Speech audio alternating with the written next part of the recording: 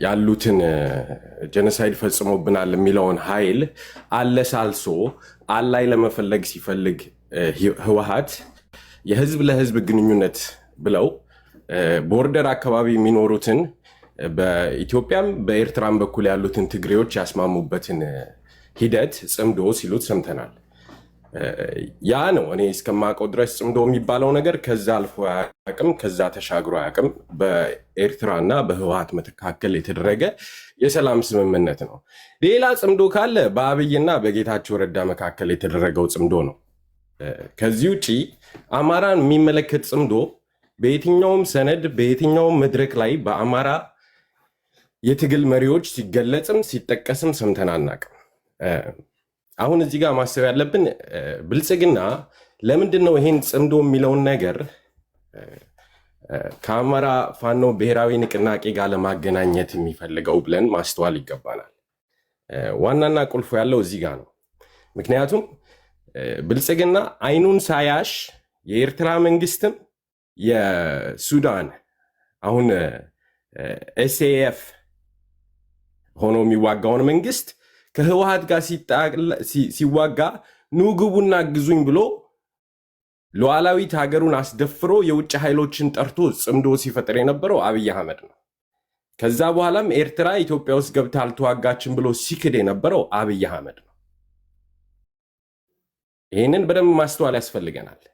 ምክንያቱም አሁን ያለው የፖለቲካል አላያንስ እና የፓወር ስትራክቸር ሽፍት አድርጓል። ከባህር ማዶ ያሉ ኃይሎች ሳይቀር በከፍተኛ በጀት የሚደግፉት አብይን እንደ ተላላኪ የሚጠቀሙት አርኤስኤፍ የሚባል ኃይል በአንድ ጎን፣ አብይ አህመድ በአንድ ጎን፣ ዩኤኢ በአንድ ጎን ሆነው ከሳውዲ አረቢያ፣ ከግብፅ፣ ከሱዳን፣ ከኤርትራ መንግስት ጋር ደግሞ በተቃራኒ በኩል ኤስኤኤፍን የሚደግፍ ኃይል አለ። እዚህ ውስጥ አብይ አህመድ እየተዋጋ ያለው ኃይል ዳይሬክትሊ ፋኖን ነው። ፋኖን ከኤስኤኤፍ ጋር፣ ከአፋር ኃይሎች ጋር፣ ከቤኒሻንጉል ኃይሎች ጋር ወይ ከኤርትራ መንግስት ጋር ሲያወራው አትሰሙትም። ምክንያቱም ይሄንን የብልጽግና ካድሬዎች ተናገሩ ማለት ፋኖ በቀጠናው ላይ ያለውን ተጽዕኖ በግልጽ የአማራ ህዝብን ወክሎ የሚንቀሳቀሰው ኃይል በቀጠናው ፖለቲካ ውስጥ ባለቤትነትም ኃላፊነትም እንዳለው የሚያሳይ ነገር ስለሆነ ብልጽግናን ይጎደዋል። ስለዚህ ብልጽግና እያደረገ ያለው ምንድን ነው? ጽምዶ የምትለውን ወስዶ ህወሓት እና ፋኖ በግላቸው የሆነ ቦታ ተገናኝተው ያደረጉት ግንኙነት አድርጎ መሳል ይፈልጋል። ለምን ይህን ማድረግ ይፈልጋል ስንል በአማራ ህዝብና በህወሓት በኩል ላለፉት 30 ዓመታት አይ ቲንክ ዘመናት የማይሽሩት ጀነሳይድ እና ግፍ በህወሓት ከወልቃይት ጀምሮ እስከ ደቡብ ኢትዮጵያ ድረስ ተፈጽሟል። የአማራን ህዝብ ማደህየት፣ ከመሬቱ ማፈናቀል፣ ይሄ ታሪካዊ ጠላትነትን፣ የጨቋኝ ተጨቋኝ ፕሮፓጋንዳን በኢትዮጵያ ህዝብ ውስጥ አሰራጭቶ አማራን እንደ ጠላት እንዲታይ ያደረገው ህወሓት ስለሆነ ጽምዶ ብሎ የአማራን ንቅናቄ በቃ የፕሮፓጋንዳ ስም ለመስጠት እየሞከረ ነው። የአማራ ልጆች ይህንን አንቀበለውም። የምናውቀው ጽምዶ የለም። ጽምዶ የአማርኛ ቃል አይደለም። ዊ ኮምፕሊትሊ ሪጀክት የብልጽግናን ሌብሊንግ አንቀበልም። እነሱ በሰጡት ስም እኛ የምንከራከረው የምናደርገው ድርድር የለም። ያለው ቀጠናዊ ጦርነት ነው። ያለው ቀጠናዊ ፖስትሪንግ ነው። እዚህ ቀጠናዊ ጦርነት ውስጥ የአማራ ህዝብ ማለት ጽምዶ የሚለው የብልጽግና የሰጠን ነው የምትለው? ጽምዶ ምን እንደሆነ መጀመሪያ ላይ ስናገር በኤርትራና በትግራይ መካከል የተደረገ የህዝብ ለህዝብ ግንኙነት ብለው የጽምዶ ባለቤቶች ነግረውናል። ብልጽግና መጥቶ ሌላ ትርጉም እየሰጠው ነው። ያንን ነው የማንቀበለው። የጽምዶ ባለቤቶች የነገሩንን እንቀበላለን። የጽምዶ ባለቤቶች የኤርትራና የትግራይ ህዝብ ናቸው። ህወሓትና ሻዕቢያ ማለት ትችላለህ ከፈለክ። ባለቤቶቹ ቃሉን ለመጀመሪያ ጊዜ የሰማነው የህዝብ ለህዝብ ግንኙነት ብለው ሲያስተዋውቁት እንጂ ከአማራ ጋር ምንም ያገናኘው ነገር አልነበረም፣ የለምም። አሁን ከአማራ ጋር ለማገናኘትና የአማራን ትግል ጽምዶ የሚባለው ውስጥ ፋኖ የለም ነው የምትለው? ጽምዶ የሚባለው ነገር ሲጀመር የሚያካትተው ሁለት ኢንቲቲዎችን ነው። የኤርትራንና የትግራይን ሰዎች ነው የሚያገናኘው። ቀጠናዊ ፖስተሪንጉ ቀጠናዊ ያለው ይበልጣል፣ የትግል አጋርህ ይበልጣል። ታጋያችን አንዳርጋቸው ጽጌ እንደነገረን ብሎ ጀምሯል። ከዛ የተከበሩ ፕሬዚዳንት ደብረጽዮን እንዳሉት ብሎ ቀጥሏል። እሱ ጽምዶ አለ ይላል። አንተ ደግሞ ጽምዶ ቢሆን አንቀበልም ትላለህ። አይጋጭባችሁ? እኔ አንዳርጋቸው የድርጅቱ መሪ ዘመነ ካሴ ዛሬ ባወጣው በፈረንሳይ ጋዜጣ የጥምረቱን አስፈላጊነት አብራርቷል እና መረጃው ከሌለ ተከታተሉ። ኦኬ ትንሽ ለየት ይላል። ኤኒዌይስ የጥምረቱ አስፈላጊነት ከተባለ አሁንም ደግሜ የምናገረው ትንሽ ለየት ይላል የሚለው ምንድነው? ያንተ ራስህ የምታገኝ አጀንዳ ነው ያለው ወይስ በጽምዶ ውስጥ ነው? ኖ ጽምዶ የሚባለውን ነገር ሌላ ዴፊኔሽን ለመስጠት አይቻልም። የብልጽግና ዴፊኔሽን ሰጥቼ አልከራከርም። ጽምዶ በህወሓትና በሻዕቢያ በኩል የተደረገ የህዝብ ለህዝብ ግንኙነት ነው። ቀጠናዊው አሰላለፍ ሱዳንን፣ ኤርትራን፣ ሱዳን ስል ኤስኤፍን፣ ኤርትራን፣ የአማራ ኃይሎችን፣ ሌሎችም ከአብይ አህመድ ተቃራኒ ፍላጎት ያላቸው ኃይሎችን የሚያካትተው ስብስብ ጽምዶ ሊባል አይቻልም። ጽምዶ የሚባለውን ስም መስጠት አይቻልም። ይሄ የህፃን ልጅ ፕሮፓጋንዳ ነው። እኔ በዚህ ጉዳይ ውስጥ የሚታለል ካለ ወይ ሞኝ ነው ወይ በጣም ደካማ ጎኑን እየተጠቀሙበት ነው።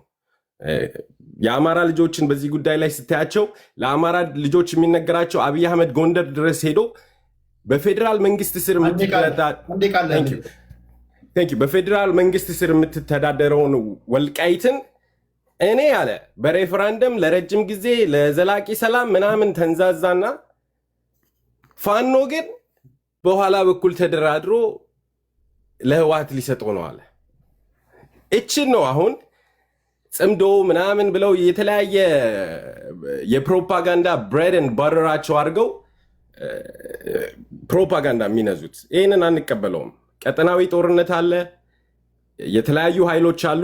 አማራ እንደባለፈው ኤስፒኤልኤፍ የሚባል ኃይል ነበረ፣ ሱዳኒስ ፒፕል ሊበሬሽን ፍሮንት የሚባል አሁን ሳውት ሱዳን የሆነው በደርግ የሚደገፍ የነበረ። በደቡብ በኖርዝ በኩል ያለውን የሚደግፉት ሌሎች ኃይሎች ነበሩ። ህወሓት ከነዛ ጋር ሄዶ ተቆራኝቶ ከፍተኛ ድጋፍ አግኝቶ ነው ስልጣን የያዘው።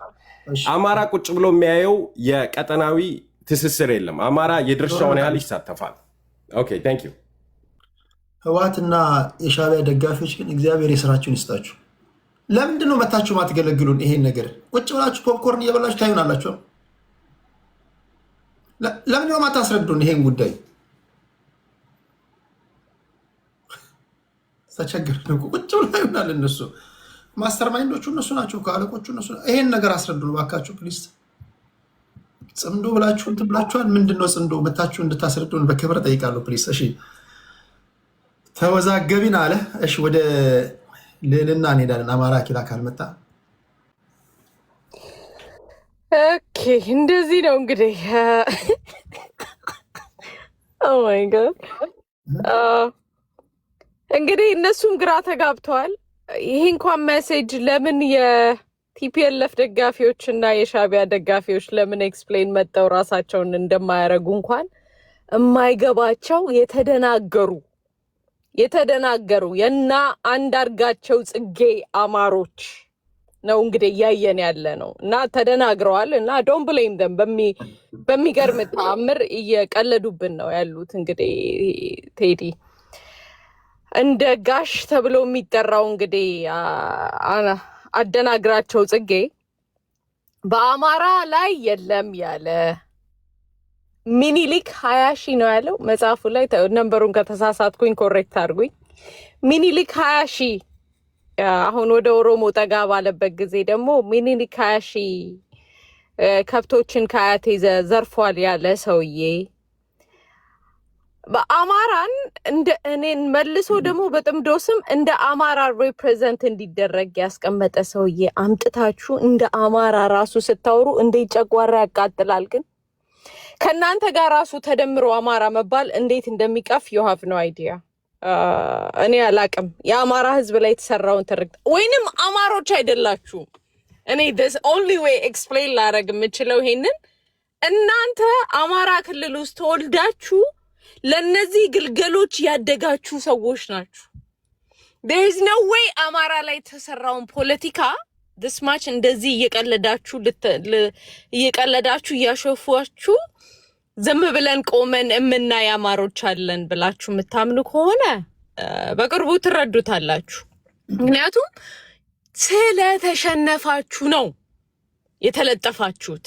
የሚያስቀው ነገር ሰዎቻችሁ መሪያችሁን whatever ስሙን ራሱ መጥራት ይከብደኛል at this point ላይ እሱን ሰውዬ አማራ ወንድሞቹ ነው አንተ ምክትል ለመሆን ያለብህ ያንተ ያጋጫል አልተስማማንም አልተቀበልንም ብለው ስላሉት የአማራ ጠላቶች አንግሰው በፊት ለፊት አመጡላችሁ እና አሜን ብላችሁ ተቀበላችሁ። የአማራ ጠላቶች ወንድሞቹ ነው ለአንተ ስልጣን ይሄ ነገር ልክ አይደለም አንተ ምክትል ለመሆን ያለብህ እስከምታደግ ድረስ ብለው እንትን ሲሉት ከአማራ ጠላቶች ጋር ሄዶ ይሄ ሰውዬ ንግስናን ተቀብሎ ነው እያየን ያለ ነው። እንግዲህ አሁንም ሊሞክሩት ለአማራ ከነዚህ ጠላቶች ጋር ሆነን እንሰራለን እንጠቅማለን እያሉ ነው ያሉት። በምን አይነት አስረዱን ብትሏቸው አሁንም እያስረዱ እንዳለ ኖቲስ አድርጉ። ምክንያቱም ራሱ የሚያስቀው ነገር እዚሁ ላይ ይሄ ሰውዬ ምንድነው ያለው? ባለፈው ተታለናል አሁንም አለምንም ነገር እንታለላለን። ስለተሸነፍክ ነው በግልጹ ወጣ እየሰደቡ ሙጀሊያም እያሉ በየሚዲያው የተለጠፍክበት ምክንያትና እንደ ተጣመድክ ምስክርነት ስጥ ተብለ ነው እንግዲህ ወጣችሁ እየተናገራችሁ ያላችሁት። ስለተሸነፋችሁ አቅም ስለሌላችሁ the only thing አቅም ልታረጉ የምትችሉት ባቅማችሁ በልካችሁ የአማራ ክልልን ለቲፒኤልኤፍ አውድማችሁ ከፊት ለፊት መስዋዕትነት ቀርባችሁ ህዝባችሁን አሳልፋችሁ ሰጣችሁ ፓወር ላይ ሳትደርሱ ራሳችሁን ራሱ እንደሚያጠፉ አለምንም አልጠራጠርም። ምክንያቱም የጠነከረ ኃይል አብረቁም አብረስራ አብረቁጭ በል ስትባል ኖ እምቢ ብለ ከቲፒኤልኤፍ እና ከአማራ ጠላቶች ጋር በአጠቃላይ ሄዳችሁ እየተወሸቃችሁ ናችሁ። ሌላው ሱዳን አካባቢ ላይ ስለተነገረው ልናገርና ትንሽ ላቁም። ሱዳን ላይ አርኤፍኤስ ድብን አድርጎ እያሸነፈ ነው። የተጣመዱት ግሩፖች የቲፒኤልኤፍ ጉዶች ኮምፕሊትሊ እዛ አካባቢ ያላቸውን ኃይል ኦልሞስት እስከ ማጣት ድረስ እየደረሱ ነው። ሶ የጨነቃቸው ሌላ ፓርት ስላለ እናንተን ግልገሎች ተጠቅመው አማራ ክልል ላይ የሱዳንን ጦርነት ጎትተው ሊያመጡ እየታገሉ ነው ያሉት። ሶ እናንተ ግልገሎች አቅም ኖሯችሁ ሳይሆን ተጠቅመው እንደ ቆሻሻ ሊጥሏችሁ የተዘጋጃችሁ እንደ ከብት ጭንቅላት ብቻ ያላችሁ ምክንያቱን እንኳን ማስረዳት ማትችሉ ማለት ነው። ወይ በድሮ ጊዜ እኔም የሆነ መርፌ ይወጋችኋል ነው ጭንቅላት ያለው። ምክንያቱም በብዛት ወይ ከሻቢያ ጋር ግንኙነት የነበራችሁ ወይ የሆነ በቲፒኤልኤፍ ጊዜ ሀብት የወረሳችሁ ጉዶሽ ናችሁ እንጂ ድስማች ድድብና ድስማች እንትን እኔ በህይወቴ አይቼም ሰምቼም አላቅምና እግዚአብሔር ጭንቅላት ይስጣችሁ። እውነት አማራ ከሆነ ናችሁ። አማራ ከሆናችሁ ግን ዲሲፕሊን ስድብ አያስፈልግም። ከብቶች ናቸው እያለች ነው። ስድቡ ምንድነው? ከብት ናችሁ። እንደ ከብት አይደለም ያለችው። እንደ ማለት ሲሚሊ ነው፣ አነጻጻሪ ዘይቤ ነው። እንደ ከብት ያ ቀጥይ። ስድብ አይደለም። እሺ ስድብ አይደለም። እንደ ማለት ነው። እሺ ቴንክ ዩ ይበልጣል። እሺ ቀጥይ። ኦኬ እንግዲህ ለአማራ ለሆነው ሰውዬ አማርኛ ትራንስሌት እየተደረገለት ነው። ይሄም የሚገባው የሚገርም ነው። ለማንኛውም ዋናው ነገር እናንተ ይሄንን እንናገራለሁ።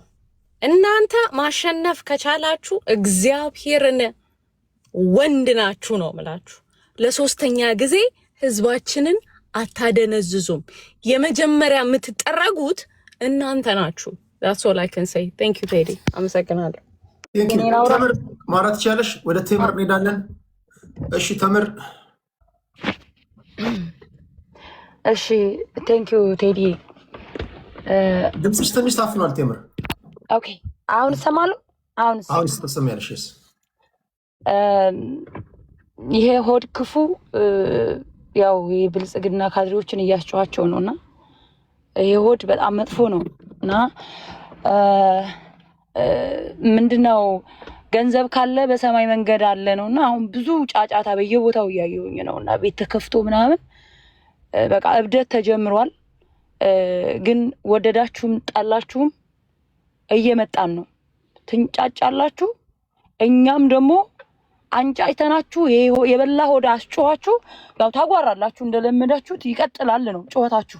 ኤኒዌይስ እኛ አማራዎች እንደ አብይ አህመድ በታሪክ የገደለን የለም፣ እንደ አብይ አህመድ ያፈናቀለን የለም፣ እንደ አብይ አህመድ የጨፈጨፈን፣ እንደ አብይ አህመድ በጅምላ በግሊደር የቀበረን የለም። እኔ በወያኔ ጊዜ ነው የተወለድኩት። የሰው ሞት ፖሊስና ህብረተሰብ ላይ እንትን እንደዚህ አድርጎ ሚስቱን ገደላት እንደዚህ ምናምን ተገደለ። የሰው ሞት እንደ ብርቅ ፖሊስና ህብረተሰብ ላይ ነበር እማየው እኔ ማለት ነው ነፍስ ካደኩ በኋላ። አሁን ግን ሞትን አለማምደውን በጅምላ 1000 2000 ሰው እየተገደለ እያየን አብይ አህመድ ለአማራ ጥሩ ነገር እንዳደረገ እየተደረገ ይነገረናል እዚህ ጋር። ይሄ ሆዳችሁ ነው፣ የሆድ ክፋቱ ነው የሚያሳየው እንጂ አማራ በታሪኩ አሁን የደረሰበትን ሰቆቃ ያክል ደርሶበት አያውቅም። ይሄ የኢትዮጵያ ህዝብ ሙሉ ዓለም ሙሉ ያውቃል። አለቀ። ያውቃል ከማን ጋር ተጣምረን መስራት እንዳለብን የብልጽግና ሆዳም ሊነግረን አይችልም። ከየትኛውም ኃይል ጋር አብይ አህመድን ከስልጣን ጎትቼ አወርዳለሁ ካለንጋ ከሰይጣንም ጋር ቢሆን የአማራ ህዝብ የአማራ ታጋዮች ይሰራሉ። እስከ መጨረሻው ህቅታ ድረስ ይታገላሉ። ትግል ነው ደግሞ ትግል መጠለፍም አለ መጥለፍም አለ። ብዙ ነገሮች ሊያጋጥሙ ይችላሉ። አሁን የሚታገሉት ታጋዮች ደግሞ 1983 ላይ የቆሙ አይደሉም። እናንተ የምትሏቸውን ጠንቅቀው የሚያውቁ ጫካ ድረስ ገብተው የተዋጉ ናቸው። ጫካ ድረስ አርበኛ መሳፍን ተስፉ ጀግናው 40 ዓመት ሙሉ ወያኔን የታገለ አርበኛ ዘመነ ካሴ 18 ዓመት ሙሉ ጫካ የነበረ ሁሉም በወያኔ የታሰሩ የተፈቱ በደንብ አድርገው ሁሉንም የሚያውቁ ናቸው። ከአብይ አህመድ ግን አይብሱብንም ብለው አንድነት ፈጥረዋል። ጽምዶ የሚለውን ቃል እኔ በነገራችን ላይ ያው ይነገራል፣ እኔ አልደግፈውም። ጥምረት ብዬ ነው ማስበው። ያው ጽምዶ ቅድም ምኒልክ ተናግሯል። ቃላቱን ነው መልክ ቃላቱ ሁለት የትግራይና የቲፒኤልኤፍ ኃይሎች ሱዳን ላይ ሲነጋገሩ ነበር እና ደግሞ እንደ አንድ አማርኛ ተናጋሪ እንደ አንድ ራሴን ወክዬ ነው የመጣሁት ብሎ ደግሞ እንትና ተናግሯል። ማነው ስሙ? ይሄ አንዳርጋቸው የሚባለው ሰውዬ ራሱን ወክሎ እንደሄደ ነው እዛ ጋር የተናገረው። ማንንም ወክሎ አልሄድም። እዛ ጋር ሄዳችሁ ንግግሩን ራችሁ ሄዳችሁ መስማት ትችላላችሁ። አማራ ራሱን የቻለ ተወካዮች አሉት። እና አርበኛ ዘመነ ካሴ ጀግኖች፣ በጣም ብዙ ጀግኖች የተማሩ የአማራ ማህፀን እኮ ለምለም እኮ ነው። ጀግናን ያፈራል፣ ምሁራንን ያፈራል። ግን ደግሞ አማራ መሰል በማዶጎ ያደጉ አማራ ምናምን እያሉ እዚህ ጋር መጥተው ይተሰኩራሉ። እኛን አማራነታችንን ሊቀሙን፣ እነሱ ደግሞ አማራ ሆነው ማለት ነው። ስለዚህ እኛ እንደ አብይ አህመድ የጨፈጨፈን የለም።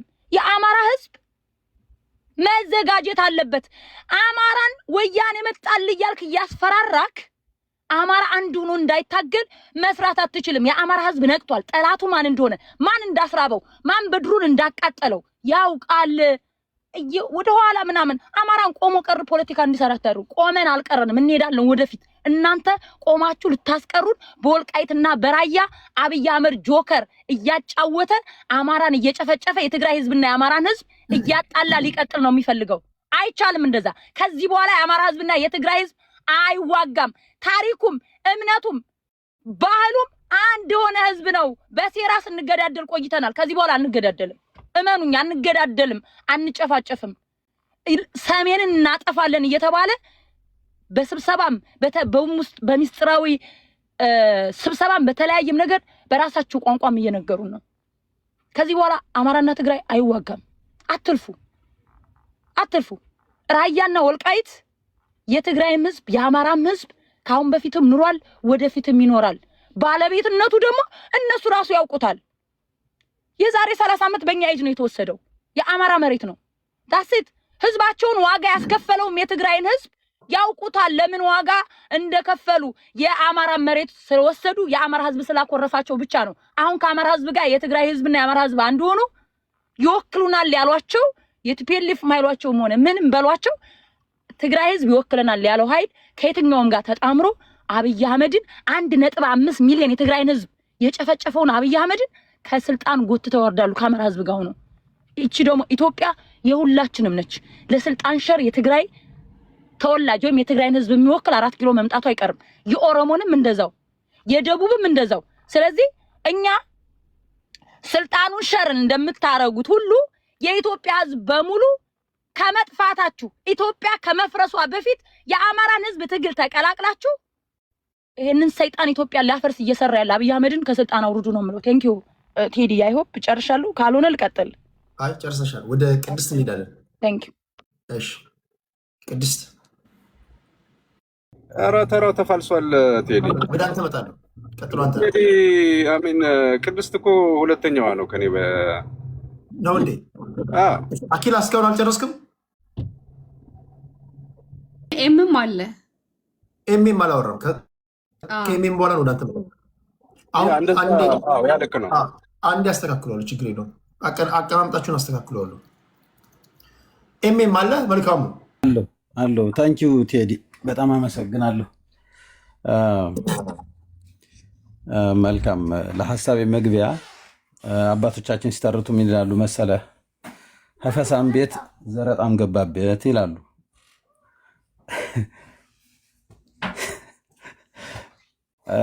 በጣም ይገርማል። እንግዲህ አርበኛ ዘመነ ካሴ አልለውም እኔ። ዘመነ ካሴ በአማራ ትግል አተነሳበት እስካሁን ድረስ ሐሳቡ ፌል ያደረገ በአማራ ትግል አሁን ሐሳቡ የተጠላው ዘመነ ካሴ ከማን ጋር ሂዶ ተጣመደ? በአማራ ህዝብ ብቻ ሳይሆን በኢትዮጵያ ህዝብ ከተጠላው የኦነግ ድርጅትና የህወሓት ድርጅት ጋር አየው። ሀፈሳም ቤት ዘረጣም ገባበት እንደዚህ ነው። እና በሚገርም ሁኔታ የዘመነ አማራዎች ነው የምለው። አሁን የዘመነ አማሮች አይናቸውን በጨው ጠርገው ተጨፈኑና ሙኛችሁ ሲሉ በጣም ይገርመናል። ምናልባት አሁን ያለው አማራ ይሸወዳል ብዬ አላምንም። የ83 ወይም መዛ በፊት የነበረው ስላልሆነ ለ60 ዓመት የሴራ ፖለቲካ የለመደችው ህወሓት የሀባን የበላሽ ለርኩስ መንገዷ ለማሳካት የራሷን ሰው ሀየሎምን የሚያክል ጀግና ተዋጊ በልታ የመጣች ህወሓት ለአማራ ማስገደያ ትርክቶች አስቀመጠችው በመጽሐፍ በዘፈን አኖሌን የሚያክል ሐውልት ቁጭ እንዳደረገች በምን ሂሳብና በምን ስሌት ነው ጥምዶ ብለህ አማራ ከሆንክ ሄደ ጥምዶ ሆነህ እነዚህ ድርጅቶች ጋር 40 ዓመት ሙሉ እነ ፍስሐ ማንጁስ እነ ምግቤ እነ ደብረ ጽዮን ለ40 ዓመት ሙሉ የጨፈጨፉን ሰዎች ከነ ድርጅቶቻቸው ቁጭ እንዳሉ አሁን ያለውን ብልጽግና ጨፈጨፈን የሚሉ የዘመነ ካሴ አማሮችና የደብረ ጽዮን ወይም የነገዱ ወዘተ አማሮች እነዚህ ድርጅቶች የኦነግ እና የህወሓት ድርጅቶች አሁን ጨፈጨፈን የሚሉትን ብልጽግናን የወለዱ ድርጅቶች ናቸው። በጫካ ሆነው አማራን ያገለለ የህገ መንግስት የጻፉ ዛሬ ድረስ በህገ መንግስቱ አንደራደርም የሚሉ ኃይሎች ጋር ነው ጽምዶ ያሉት። ጽምዶ ለማን ነው የሚጠቅመው? እውነት አሁን ያለው አማራ እያንዳንዷን መረጃ ሆጆ ያለ አማራ ጽምዶ ለማን ነው የሚጠቅመው? እየመጣ ያለው የጽምዶ ሐሳብ ለማን ነው የሚጠቅም የሚለው ሐሳብ ስናነሳ ጩኸቱ ከየት ነው? ህወሓቶች እውነት በዚህ ልክ የሚጮሁ ለአማራ አስበው ነው? እኔ በነገራችን ላይ ምናልባት ዘገምተኛ የሆነ አማራ ካልሆነ በስተቀር ዘመነ ካሴን አምኖ በጥምዶ በኩል ለውጥ ይመጣልኛል የሚል አማራ አለ ብዬ አላምንም። ለምን? ህወሓትን ስለምናቃት። ህወሓት የሀፓን ልክ አሁን ጽምዶ ብለው እንደ ወሰዷቸው እነ ዘመነ ካሴን በኢሃፓ ጊዜ የምሁርና የጀግና ስብስብ ስለነበረ ጽምዶ ብለው የሀፓን በትነው በልተው ስልጣን የወጡ ናቸው። በየትኛው ሂሳብ ነው ቴዲ እንኳን እንደ አማራ እንደ ጎንደር እንደ ጎጃም እንደ ሸዋ እንደ ወሎ ወጥ የሆነ አደረጃጀት የሌለው የፋኖ አደረጃጀት ጥምዶ ብለህ እነዚህ የ60 ዓመት የሴራ ፖለቲካ ልምድ ካላቸው ድርጅቶች ጋር መጣመድ ለማን ነው የሚጠቅመው? አሁን ባለው ወቅታዊ ሁኔታ ለአማራ አደረጃጀት ትግል ነው የሚጠቅመው ወይስ የ60 ዓመት በአንድ ፉጭታ ኤሊቱን መሰብሰብ የሚችል ወይም ደግሞ ይደግፈኛል የሚለውን ኃይል መሰብሰብ የሚችል ድርጅት ነው የሚጠቅመው ጥምዶ ወይስ ለአማራ አሁን ላለው ለሚጓተተው የፋኖ አደረጃጀት ነው? ስለዚህ የሚጠቅመው ለቲፒኤልኤፍ ስለሆነ ቲፒኤልኤፎች ካሁን መጥተው እየመጡ ነው።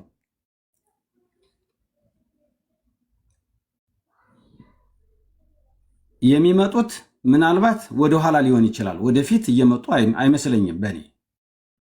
ምክንያቱም ደጋፊውንና ተቃዋሚውን ማየት ይቻላል። እዚያው ራሱ ሳይበር ላይ ደጋፊና ተቃዋሚውን መመዘን ማየት ይቻላል። እነ ትንግርቱና እነ ገዱ ያመጡት ጥምዶ ለአማራ ትግል ይጠቅማል ብለን ስለማናስብ አንድ ጥይትና አንድ ሰው እስኪቀረን ድረስ ከጥምዶ ጋር መግጠማችን የማይቀር መሆኑን በወልቃይት ጉዳይ ሀነ ኢብረታቸው ምዕራብ ትግራይን ካልወሰድን እያሉ የሚንደገደግ ኤሊት ያፈራው ቲፒኤልኤፍ ከሱ ጋር ጥምዶ ሆኖ የሚመጣ የዘመን አማራና የዘመን አማሮች የአማራን ትግል ይወክላሉ ብለን አናምንም። ዕዳ የሌለው የባለዕዳ ልጅ ያገባል እንዲሉ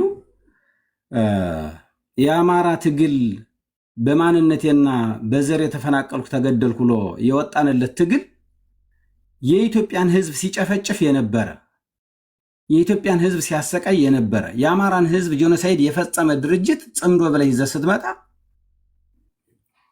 ዘገምተኛ አማራ ካልሆነ በስተቀር ይህንን ለአማራ ይጠቅማል ብሎ የሚቀበል አንድም አማራ የለም። አመሰግናለሁ ቴዲ።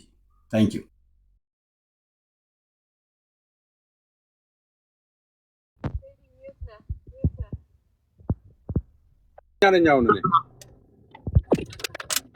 ቴዲ እኔ በጣም ተረኛ ነኝ፣ እርግጠኛ ነኝ። ቴዲ ያወራ ከሆነ ማይክ ሚት ነው። ያ ሚት ነው ማይክ። አንዴ ኢትዮጵያ ውስጥ ከተገነቡ ሜዳዎች በሙሉ የአፍሪካ እግር ኳስ ኮንፌዴሬሽን ካፍ እውቅና የሰጠው ባህር ዳር ስቴዲየም ነው። ይህን ተከትሎ የኢትዮጵያ ብሔራዊ ቡድን ለአፍሪካ ዋንጫ ማጣሪያ በባህር ዳር ስቴዲየም ጨዋታ ያደርጋል። ከሴኔጋል ብሔራዊ ቡድን ጋር የሚያደርገው ካሉን ስቴዲየሞች የካፍን ካቴጎሪ ደረጃ 3 እውቅና ያገኘው የባህር ዳር ስቴዲየም ብቻ ነው። ስለዚህ የኢትዮጵያ ብሔራዊ ቡድን የሚያደርገውን ጨዋታ እዛ እንከታተላለን ማለት ነው። ካሉን ሜዳዎች በሙሉ ይሄ ብቻ መሆኑ ያስገርማል። ጨዋታው የሚደረገው ቀኑ ልንገራችሁ፣ ካላንደራችሁ ላይ እንድታስቀምጡ ኢትዮጵያ ብሔራዊ ቡድን ከሴኔጋል ጋር ነው የሚጫወተው። የእግር ኳስ አፍቃሪ የባህር ዳር ሕዝብ 11ኛ ደጋፊ ሆኖ እዛ ይገኛል። ስለዚህ በዚህ መሰረት በባህር ዳር ስቴዲየም ምድብ 10 ሁለተኛ ምድብ ጨዋታውን ከሴኔጋል ብሔራዊ ቡድን ጋር በባህር ዳር ስቴዲየም ማክሰኞ መስከረም 19 ከቀኑ በ10 ሰዓት ነው የኢትዮጵያ ብሔራዊ ቡድን ከሴኔጋል ብሔራዊ ቡድን ጋር የሚያደርገው። ማክሰኞ መስከረም 19 ከቀኑ 10 ሰዓት። ኢንስትራክተር ዮሐንስ ሳህሌ የኢትዮጵያ ብሔራዊ ቡድን ዋና አሰልጣኝ ናቸው። ተጫዋቾች ጥሪ አድርገዋል። ልምድ እያደረጉ ነው። የስብ የተለያዩ ቴስቶች እያደረጉላቸው ነው። ስለዚህ ለኢትዮጵያ ብሔራዊ ቡድን መልካም ሁሉ እንመኛለን። ይሄን ልንገራችሁ ብዬ ነው። ወደ ፖለቲካዊ ጉዳይ እንመጣለን። እሺ፣ ወደ ይበልጣል እንሄዳለን። ይበልጣል ያልተናገራችሁ ይበልጣል ከተናገረ በኋላ ከዛ የመጨረሻ አንዳንድ ስብጥራችሁን አስተካክዬ አንዳንድ እድል ሰጣችሁና የመጨረሻ ፋይናል ፍልሚያ ሰላማዊ ፍልሚያ ይሆናል ብዬ ገምታለሁ። እንደ ሁኔታው አንድ ዙርም ልጨምር እችላለሁ። አድማጮች እየተዝናናችሁ እውቀት እያገኛችሁ እንደሆነ ተስፋ አድርጋለሁ። ጽድት ያለ ውይይት እያደመጣችሁ ነው። አይዶን ነው ምን አይነት ነጥቦችን እንደያዛችሁ ምን አይነት አእምሯችሁን ከፈት አድርጋችሁ አድምጡ። አሁን ይሄ በእልህ በበሽሽቅ ምናምን ሳይሆን እግዚአብሔር የሰጣችሁን አእምሮ ተጠቅማችሁ ማን ምንድን ነው የሚያወራው? አንዳንዶቻችሁ ግትር እንዳላችሁ ናቸው። ፖለቲካ በግትርነት አይደለም። ፖለቲካ በማሳመን ነው። አምናችኋለሁ። ለሚጠየቀው ጥያቄ ተገቢ ምላሽ እያገኛችሁ ነው ወይ እንጂ አምታታው በከተማ እንደዛ አይደለም ፖለቲካ። እሺ ይበልጣል። 7 ደቂቃ አለው ወንድሜ። እሺ በጣም ጥሩ። በአብዛኛው ሰው ሀሳባቸው አንድ ነው። በመድረኩ ላይ ያሉ ሰዎች የኔ ትንሽ ከ7 ወደ 14 ቢሆንልኝ በሁለት ሰው ልክ ጥሩ ነበር። አይ ቲንክ ለቤቱ አዲስ ነው መሰለኝ። 7 ደቂቃ ነው ያለው ሁላችሁም ሰጣችሁ። ያው ሀሳባቸው አንድ ነው። በአብዛኛው እዚህ ጋር መድረኩ ላይ ያለው ሀሳብ ተመሳሳይ ነው ከኔ በስተቀር ምናልባት ተምር ነች ዛስ ፋይን። አንተ ሚኒሊክ ፋኖ ተምር 3 አላችሁ። ሚኒሊክ ፋኖ እንኳን በቂ። እሺ ልቀጥል፣ ግድ የለም 7ቱም ቢሆን በቂ ነው። እንደገና በዊዝን ጽምዶ ደግሞ ልዩነቶቻችሁ ላስተናግድ ቢያንስ ፕሊስ ካሉት ጋር እንደው 2 ለ2 ብትሆኑ አይሻልም? እንደገና በጥምዶስ መካከል ሌላ ብጥብጥ፣ ሌላ ትንሳት፣ ሌላ ሁከት ላይ ጥሩ ነው። 7ቱንም ቢሆን አንተ ነው የሰጠህን። እዚያ ያርስጥልን እና እኔ አሁን የምልህ ቅድም አቆምኩት ምንድን ነው ለአማራ ወንድሞቻችን እና እህቶቻችን ነው መልእክት ያለኝ እኔ። ምክንያቱም አሁን እኔ የምከራከረው እነሱን ለማሸነፍ ወይም የነሱን ሀሳብ እንደው ውድቅ እንዲሆን ህዝቡ ምናምን እንደዛ ለማድረግ አይደለም። የአማራ ህዝብ የሚያዋጣው ዘለቄታዊ የሆነ መንገድ መፈለግ አለብን ወገኖች ሆይ። ህዝባችን በብዙ መከራ ነው ያለፈው። በዚህ በ50-60 ዓመት ውስጥ የመጣንበት መንገድ በጣም አድካሚና መፍትሄ የጠፋበት መንገድ ነው። አሁን ባለው ሁናቴ የብልጽግናው መንግስት አሁን በመንበሩ ያለው ኃይል ሀገሪቷን መምራት የሚችል ኃይል አይደለም። ምክንያቱም ቅድም እንዳልኋችሁ ሁሉም ጠላቴ ነው፣ ይሄን ሁሉ መዋጋት ነው የኔ ዓላማ ብሎ የተነሳ ሰው ነው። እንግዲህ እውቀታቸው ምን ደረጃ እንደሆነ እኔ አላውቅም። ሁሉንም በቃ በሙሉ እዋጋቸዋለሁ ጎረቤት ሀገሮችን ጨምሬ ምናምን የሚል መንግስት ነው። ያ ደግሞ እንግዲህ ሊሆን እንደማይችል እንደማያሸንፍ እናውቀዋለን። ካላሸነፈ ደግሞ ምንድነው የሚሆነው? ህዝባችን በጦርነት መከራ ውስጥ ብዙ ዓመት መቆየቱ ነው። አንድ ነገር መስማማት አለብን። ይህ ጦርነት ማቆም ማጠር አለበት። አማራውም የቀረውም የኢትዮጵያ ህዝብ እረፍት ማግኘት መቻል አለበት። ይህ የሚሆነው በምንድን ነው ካላችሁን፣ ኢትዮጵያውያን ተስማምተው ተጣምረው ወይም እናንተ እንደምትሉት ተጻምደው መፍትሄ ሲያፈላልጉ ነው። እና የጥምረቱ ዓላማ ቅድም እንደነገርኳችሁ መሪያችን አርበኛ ዘመነ ካሴ እንዳለ ባይዘወይ ግን መሪያችን አርበኛ ዘመነ ካሴ ክብሩ እየተነካ ነው። እዚህ ይሄ በጣም ነውር ነው። እኛ የብልጽግናው መሪ አብይ አህመድን እንደማንሳደብ ሁሉ መሪያችንንም ክብረ ነክ ነገር ሲቀርብ በጣም ይሄ ለቤቱ ጥሩ አይደለም። ነገ ጠቅላይ ሚኒስትር ሆኖ ቢገኝ ይሄ ሰው ለብዙዎቻቸው ያሳፍራቸዋል። ዛሬ ይሄን ሰው የምትናገሩበት መንገድ የጥምረቱ ዓላማ ኢትዮጵያን ማጽናት ነው። ኢትዮጵያን የምናጸናው በምንድን ነው ካላችሁኝ፣ ሰላማዊ መንገድ መፈለግ አለበት። ሰላማዊ መንገድ ለማግኘት መጀመሪያ ሰላም እንዳይፈጠር የነሳውን የብልጽግናን መንግስት ኢትዮጵያን እዚህ ሁሉ ቀውስ የከተተውን ኃይል አፈሙዙን መረከብ መቻል አለብን። ግምጃ ቤቱን መረከብ መቻል አለብን። ያን የምናደርገው በሰላም አልሆነም። ስለዚህ በኃይል ነው ማለት ነው። እና በኃይል ስናደርገው ደግሞ መጣመር አለብን። ስለዚህ ምንድነው ልላችሁ የፈለግኩት፣ ቲፒኤልኤፍ ብልጽግናን እየተዋጋ ነው፣ እኛም ብልጽግናን እየተዋጋን ነው። እሺ እንደው በቃ ባንጣመርስ እየተረዳዳን ነው ማለት አይቻልም? የግድ እኮ መፈራረም የለብንም። ሁለታችንም አንድ አይነት ጠላት እየወጋን እስከሆነ ድረስ ባይ ዲፎልት ተጣምረናል። ባይ ዲፎልት የኮምፒውተር ቋንቋ ነው እንግዲህ እንደምታውቁት። እና ኦፐሬቲንግ ሲስተም በኮምፒውተር አበጅቶ ሲሰጣችሁ ይሄ ይጠቅማል ለሰው ልጅ ብሎ ያንን ዝም ብላችሁ የምትጠቀሙ ከሆነ ሴታፑን ያ ዲፎልት ይባላል። እና ምንድነው ልላችሁ የፈለግኩት ባንነጋገርም ባንጣመርም ተጣምረናል ማለት ነው። ይህ ከሆነ አስቀድመን ተስማምተን ተነጋግረን በመጪው ከጦር አፍተር ጦርነት ባትሉን እንዴት እናሸንፍ፣ የዚህን ሀገር መከራ እንዴት ያብቃ የሚለውን መነጋገርና መስማማት ነውር የለውም። ሁል ጊዜ ተቸክለን መቅረት የለብንም። የትግራይ ህዝብ ጠላት ነው፣ የኦሮሞ ህዝብ ጠላት ነው፣ የጉሙዝ ህዝብ ጠላት ነው፣ አፋር ጠላት ነው። ይሄ ሊሆን አይችልም። አማራ ከዚህ ሁሉ ጋር ሊዋጋ አይችልም። ልዋጋ ቢል እንኳ 1000 ዓመት ሙሉ ሲዋጋ የሚኖር ህዝብ እኛ መፍጠር አንፈልግም። አልቲሜት ግባችን መሆን ያለበት ዘለቄታዊ ሰላም ነው። ያ ነው መፍትሄ መሆን ያለበት ወገኖች። ወይ ዝም ብለን በስሜት ኖ እንደዚህ ተደርጓል፣ እንደዚህ አድርጓል። እሱ ወንጀለኞች ይጠየቃሉ። ወንጀለኞች በአማራ ህዝብ ላይ ወንጀል የሰሩ በኢትዮጵያ ህዝብ ላይ ወንጀል የሰሩ ካሉ እነዚህ ተፈልገው በህግ አግባብ የሚጠየቁ ናቸው። ወንጀለኛ ነፃ የሚያደርግ ጥምረት አይደለም የሚደረገው። ይሄ ነው። በእኛም በኩል ወንጀለኛ ካለ የሚጠየቅበት መንገድ ያለ ነው።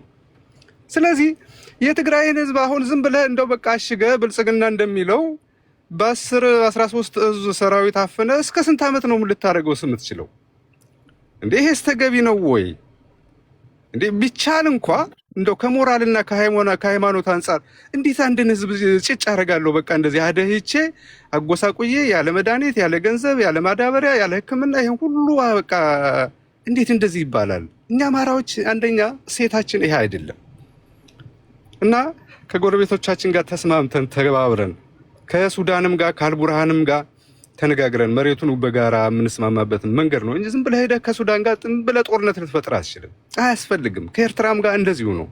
አልቲሜት ግባችን ሰላም ነው መሆን ያለበት ወንድሞቼ። እኔ ልንገራችሁ የፖለቲካ ሂደት የመጣንበት በጣም አደጋ ነው። ህዝባችን ደክሟል እና እኔ ምክር ነው ማስተላለፍላችሁ እና ምንም የአማራ ህዝብ በቃ ከዚህ ያልበደለው ህዝብ የለም። በቃ ሁሉም ያልበደለው መሪ የለም። የፖለቲካ መንገድ ስርዓቶች ሁሉ ያደረሱብን እናውቀዋለን። እዛ ላይ መቸከል የለብንም። ማብቃት አለበት። አንድ መተማመን ያለባችሁ ነገር ልንገራችሁ። ቆይ ማህና እንደው ትንሽ ብትጨምረኝ ጥሩ ነበረ። አንድ መተማመን ያለባችሁ ነገር መኖር መቻል አለበት። አሁን የሚመጣው ጥምረት ከልክ ከኢህአፓ ጋር ቲፒኤልኤፍ ያደረገው አይነት የፖለቲካ አስተሳሰብ ጥምረት አይደለም። አሁን እጅግ የበሰሉ እጅግ የነቁ የአማራ ልጆች ጥቅማቸውንና ሀሳባቸውን በትክክል ደርድረው አስቀምጠው መወያየት የሚችሉ ልጆች ናቸው። መተማመን መቻል አለባችሁ በመሪዎቻችን። እናንተ ያላከበራችኋቸው ማንም ሊያከብራቸው አይችልም እና ይሄ ነው መልእክቴ። በዚህ ቤት ግን ቅድም ስለ አንዳርጋቸው የተነገረው ነገር እኔ አንዳርጋቸው የመጽሐፉን ርዕስ ኮፒራይቱን ለመጠበቅ ነው የተናገርኩት። የእሱ ፖለቲካ አስተሳሰብ አራማጅ አይደለሁም። ግን አማራ የለም ብሏል የሚለው እሱ ዝም ብሎ አንድ ሞኝ የተከለውን 10 ባለቀን የነቅለውም ነገር ነው አላለም። እና አለበለዛ ዝም ብለን ከብልጽግና ጋር ተሰልፈን በቃ ፋኖን እንወጋለን የምትሉ ከሆነ እኔ የአማራ ልጆች ያ አያዋጣም። ሰውየው ግን ይቅርታ ብሏል። እኔ አይመስለኝም፣ እኔ ያለም አይመስለኝም እሱንም እና እኔ ከብልጽግና ጋር ተሰልፈን ዝም ብለን አሁን ብልጽግናዎች ናቸው በአብዛኛው እዚህ የሚነግሯችሁ በቃ ጥምዶን እንደዚህ በሉ የሚሏችሁ ብልጽግና ነው እና አትመኗቸው። እኔ ልላችሁ የምፈልገው ግን ለአማራው ጠላት አናብዛ እባካችሁ፣ ደክሞታል ህዝባችን እና አትቃወሙ። ግድ የላችሁም ደግሞ የሚሸውዳችሁ ዘመነ ካሴ አማራን ሸውዶ እስቲ አስቡት። ዘመነ ካሴ አማራን ጥቅም አሳለበት። አሁን አንድ ሲሪየስ የሆነ ነገር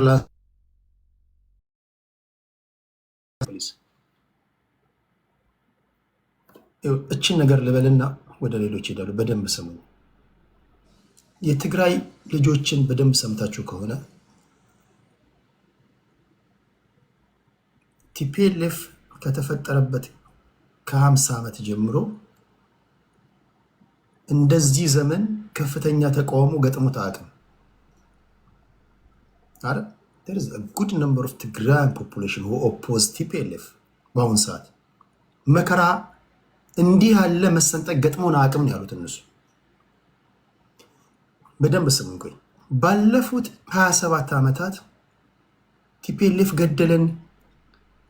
ገደለን፣ የሐሰት ተረከብን፣ መከራ አበላን ብላችሁ አንዳንዶቻችሁ ትግራዋይንና ቲፒኤልኤፍን መለየት ሳትችሉ ጭፍጭፍ አረጋችኋቸው።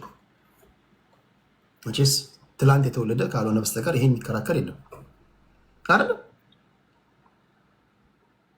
እንደውም እዚህ ከ8 ዓመት ጀምሮ ቲፒኤልኤፍ ከሆነ ቲፒኤልኤፍ ጠላት እያልኩ ህዝብን ልቀቁ እያልኩኝ ስናወራ የነበረው እንደ ቲፒኤልኤፍ እንደ ፋኖ እንደ ብልጽግና ስናወራ የነበረው። ቲፒኤልኤፍ ወደ ትግራይ ሄደ። ጌታቸው ረዳ የጊዜያዊ አስተዳድሩ በነበረበት ሰዓት የተሻለ ማናጅመንት ሲስተም አመጣና ቀላል የማይባሉ ትግራዋይ የራሳቸው ኤሊቶችን ፈጠሩና አዲስ የትግል አቅጣጫ እየነደፉ እንቅስቃሴ ላይ ገቡ። ተራማጅ አስተሳሰብ። በቃ ቲፒኤልኤፍ እድሉን መክሯል። በኢትዮጵያ ፖለቲካ ውስጥ በአዲስ እሳቤ ኤክስኤክስ የሚያደርጉትን ከአንዳንድ ብሎክ አድርጓቸው ፕሊዝ። እንትኑን ኢንተራፕት ያደርገዋል። እንመጣለን ብለው የፖለቲካ ቀመር እየቀመሩ ነበር። በአዲስ ስም በአዲስ ትግል ኢትዮጵያውያንን አስተባብረን የመሀል ሀገር ፖለቲካውን ኮንትሮል እናደርጋለን ብለው ገደሉን ስትሉ የነበራችሁ ሰዎች፣ ቲፒኤልኤፍ እንዲያደርገን ስትሉ የነበሩ ሰዎች፣ መከራ ስታበሏቸው የነበሩ ሰዎች፣ የራሳቸውን ፓርቲ ለመለወጥ እንቅስቃሴ ላይ ያሉ ሄዳችሁ ነፍስ ዘራችሁባቸው በቲፒኤልኤፎች ላይ። አሁን እናንተ የምትፈጥሩት እንቅፋት ለሌላው ህዝብ ለአማራው ብቻ አይደለም። ራሳቸው ትግራዋይ ራሱ ቲፒኤልኤፍን እንዳይለውጡ ራሱ እንቅፋት ሆናችሁባቸው። ግራ ገባቸው። ይሄን ነው የሚሉት። ወዴት እንሂድ ይላሉ አንዳንዶቹ። ሰምታችሁኛ? ቲፒኤልኤፍ ገደለን ብለው መከራ በሉን። ቲፒኤልኤፍን ልንለውጥ ስንነሳ ቲፒኤልኤፍን አትንኩብን። አሁን እኮ ከትግራይ ልጆች በላይ ቲፒኤልኤፍ ሲነካ የሚሳደቡት የሚቆረቆሩት፣ አንዳንዱ ክንዱ ላይ የተነቀሰው የአማራ ልጆች ናቸው። አማራንን የሚሉ ናቸው። አሁን ማዘን ለትግራዋይ ነው። ግራ ገባቸው። ስልጣን ላይ በነበሩ ሰዓት ፓርቲያቸውና ህዝቡ አንድ ላይ ተጨፈጨፈ። እሺ እንቀይር ብለው ኤሊቶቻቸውን አስተባብረው ወደ አዲስ የፖለቲካ ምዕራፍ ውስጥ እውነቴን እኮ ናቸው አይደለም። እንደ ቲፒኤልኤፎች በ50 ዓመት ታሪካችን አይተነው የማናቀው መከራ ውስጥ ገብተናል ያሉት እናንተን አሁን እንቅፋት የምትሆኑት ቲፒኤልኤፍን ለመለወጥ እንቅስቃሴ ላይ ያሉ ትግራዋይን ጭምር ነው እንቅፋት የምትሆኑባቸው። አሁን በዚሁ በእናንተው ጥምረት 4 ኪሎ ብትገቡ ነገ ደግሞ ተመልሳችሁ ቲፒኤልኤፍ እና የትግራይ ህዝብ ጉድ አደረገ ልትሉ ነው ማለት። ትሰማላችሁ ግን የሚናገሩትን ንግግር ከቲፒኤልኤፍ በተቃራኒው ያሉ ስለመገደላችሁ፣ ስለመፈናቀላችሁ፣ ስለ ኢሰብአዊ ድርጊቱ ማንም አይክድም። አሁን ተገለናል፣ ትክክል ናቸው፣ ምንም ጥያቄ የለውም። ጥያቄውን ትሸሹና እናንተ ሞር የምታተኩሩት ለቅሶ ላይ ነው። ለቅሶማ ሁላችንም በለቅሶ አንድ ነን። እንባህን ለማበስ የምትሄድበት መንገድ ግን ሌላ እንባ የሚያመጣ አይደለም ወይ? ከበደ ገሎናል፣ አየለ ገሎናል፣ በገሎናል እንማ ተገለናል እኮ እሱማ አንድ ያደርግሃል። ከእንትና በላይ የገደለን የለም፣ ከእንትና በላይ የገደለን የለም ምናምን። ጥያቄው ማስረዳት ያለባችሁ የፈጠራችሁት ጥምረት እንዴት ያለ ነው? ይሄን የሚያስረዳ ሰው ማግኘት አልቻለም እኮ። እሱ ብቻ አይደለም፣ ዊዝን ጽምዶ ራሱ ገና በደንብ ብትሰሟቸው የአንደኛው ተጣማሪና የሌላኛው ተጣማሪ ሀሳብ ይቃረናል። ስለዚህ ይሄንን ለሚያደምጣችሁ ለተከታዮቻቸው አስረዱ ነው እያልኩ ያለሁት። እሺ ይበልጣልን እናመሰግናለን። ከይበልጣል በኋላ ምን ሄደው ወደ ቅድስት ነው አይደል? አኪላ ከሌላ አኪላ አለ። እሺ ቀጥይ። እሺ ቴንኪው። እኔ የተነሱ ነገሮች ላይ ብቻ ትኩረት አደርጋለሁ። በጣም በሚያሳዝን ሁኔታ ቴምር ያነሳቻቸው ሀሳቦች በጣም አደገኞች ናቸው። ተናዳ ይሁን እንደው የግለሰቦች ሐሳብ አስፈጻሚ ሆና ይሁን አላቅም። እሱን በኋላ ራሷ ትመልሰዋለች። በህዋት ሰዓት የሞተው አማራ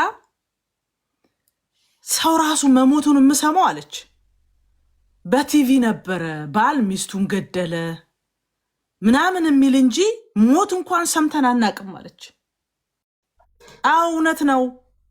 የጭናውን ሞት አንቺ አልሰማሽም። የአማሮች በጭና ያለቁትን የታረዱትን አማሮች አንቺ አልሰማሽም። የአርባ ጉጉን ሞት አንቺ አልሰማሽም። የበደኖውን ሞት አንቺ አልሰማሽም። የራያውን የወልቃይቱን ሞት አልሰማሽም። የጎንደርን ህዝብ ሞት አንቺ አልሰማሽም። የጎጃምን የወሎን በአደባባይ ሲገደሉ የነበሩ ሰዎችን አንቺ አልሰማሽም። በየእስር ቤት የተወረወሩትን አማሮች ሞት በህዋት ሰዓት አልሰማሽም። በእንቁፍቱ ገደል ህፃናት ሳይቀሩ የተወረወሩበትን ሞት አንቺ አልሰማሽም። ምክንያቱም በሰዓቱ አንቺ የፌዴራል ፖሊስ ነበርሽ። የፌዴራል ፖሊስ ደግሞ በህዋት ሰዓት በአማሮች ላይ በኢትዮጵያውያን ላይ ምን ሲሰራ ነበር? ግድያ ሲፈጽም ነበረ። የአዲስ አበባን ሞት አንቺ አልሰማሽም። 97 ያ ሁሉ ወጣት እናቶች ወጥተው ሜዳ ላይ የተነጠፉበትን ሞት አንቺ አልሰማሽም። የአዲስ አበባ አማሮችን በስልት አፈናቅሎ ሀብታቸውን ሲቀማ አንቺ አልሰማሽም። አንቺ ፌዴራል ፖሊስ ነሻ። ስራ ላይ ነበርሽ አንቺ። እንዲህ አይነት ዜናዎች አትሰሚም። አንቺ የምትሰሚው ከቅርብ ጊዜ ወዲህ ነው። እኛ ግን በሞት ውስጥ አልፈንበታል። እናንተ ትንሽ ቆይታችሁ አማራ የሚባል አልተገደለም ትሉን አላችሁ። ማወዳደር ጀምራችኋል። ኢህአዴግ ይሻለን ነበር፣ ህወሓት ይሻለን ነበር ማለት ጀምራችኋል። በእኛ ሞት መቆመር ጀምራችኋል። ህወሓት በሲስተም አደራጅቶ አመጥቶ ያስገደለውን አማራ መንግስት በተለወጠ በማግስቱ የአርባ ጉጉ አማራዎችን መሳሪያቸውን አስፈትቶ ለስብሰባ እንፈልጋችኋለን ብሎ በኦነግ ያስጨፈጨፈውን ህወሓት ሞት አንቺ አትሰሚም። ግን የሰሙን አማሮች ነበሩ። እና አስማረ ዳኜ ከቀያቸው አማራ የሚባል ወገን አለን ብለው ኦሮሚያ ውስጥ መጥተው ሲያድኑን እናንተ አትሰሙም። ከገዳይ ጎን ስለነበራችሁ፣ ስራችሁ መግደል ስለነበረ። ይሄ አማራ ትግል ምን እንዳሳየ ልንገራችሁ። በተለይ ከሁለት የተወለዱ ሰዎች ለአናሳው ብሔረሰብ ያዳላሉ። ጭስ ከሌለ እሳት በሌለበት ጭስ አይጨስም የሚባለው ነገር ትክክል ነው። ህወሓትን በቀላሉ ይቅር ለማለት ልብ አግኝታችኋል። ምን ስለሆነ? ዘር ከልጓም ይስባል ነው። ማን እንደሆናችሁ ታውቁታላችሁ።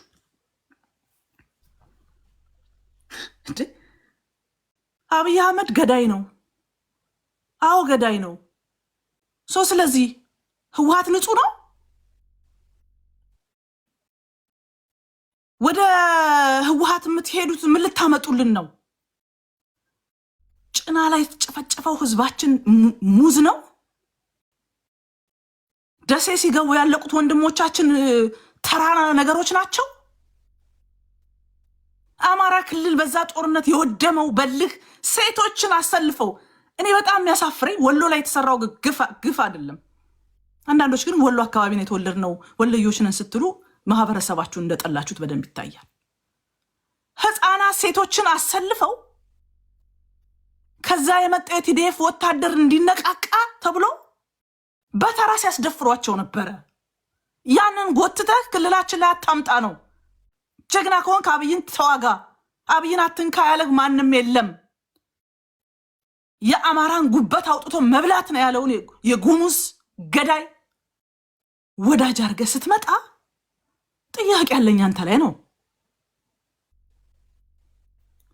ወለጋ ደካማ እናቶችን ህፃናቶችን ሰብስቦ በዓለም አቀፍ ሚዲያ እየታየ ኢላያቸው ላይ መሳሪያ ያርከፈከፈውን የጃልመሮን ቡድን ይዘህ ስትመጣ ጥያቄ ያለኝ ነው።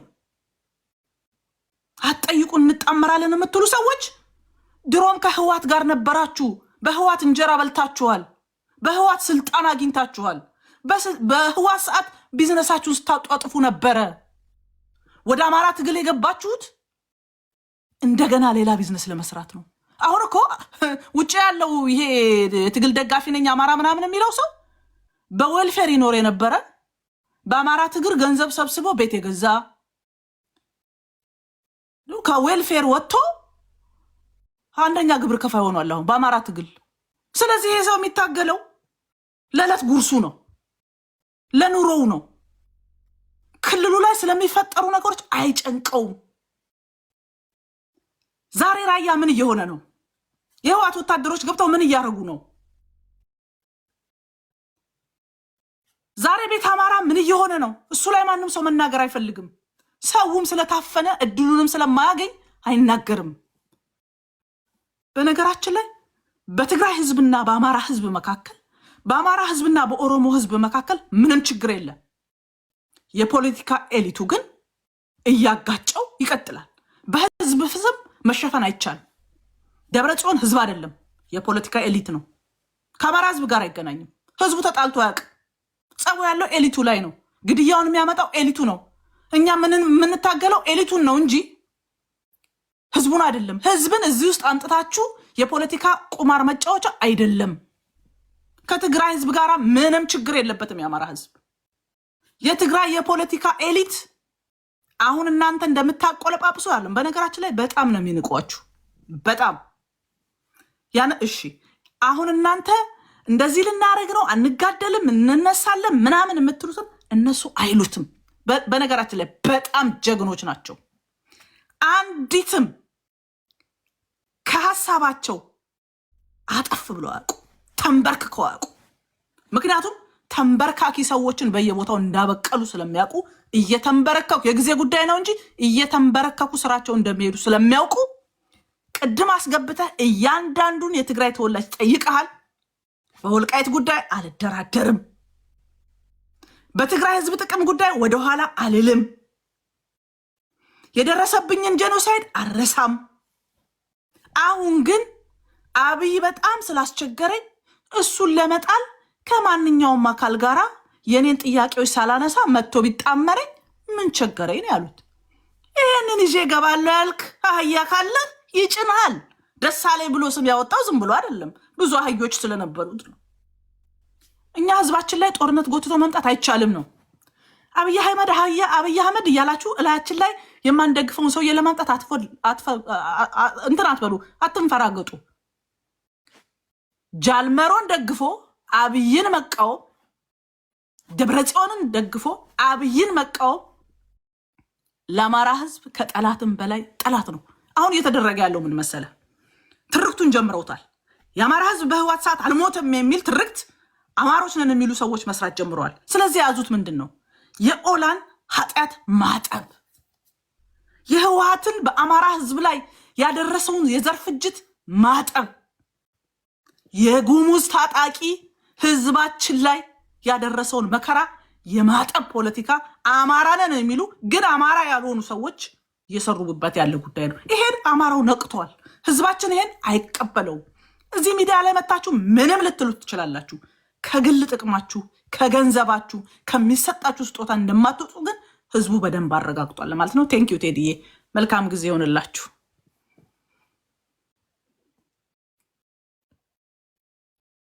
ሚዩት ነህ ቴዲ። እሺ ቴንኪዩ ቅድስት። የመጨረሻ ዙር አንድን ሰጣችኋለሁ። ከቆየሽ ትጠቀሚያለሽ ቅድስት። እሺ አንዴ ላስተካከል። ቆይ እሺ ቅድስት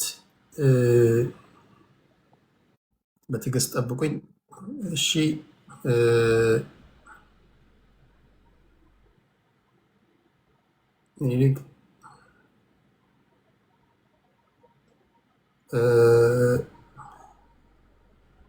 እሺ